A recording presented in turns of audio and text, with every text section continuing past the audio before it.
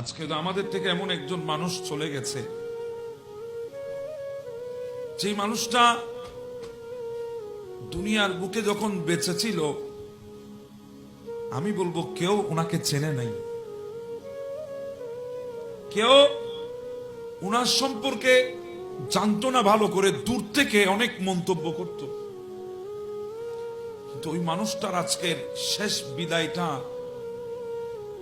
সমস্ত মানুষের জবাব তিনি দিয়ে চলে গেছেন। ফজরের ওয়াক্তে নামাজও পড়েছে, আবার 8টায় দুনিয়া থেকে বিদায়ও হয়ে গেছে। দুনিয়া থেকে যাচ্ছেন, আখেরি নামাজটা আপন পীর ও মুর্শিদের পেছনে আদায় করেছে। দুনিয়া থেকে যাচ্ছেন, আপন পীর ও মুর্শিদের হাতে আখেরি বার পানি পান করে নিয়েছেন।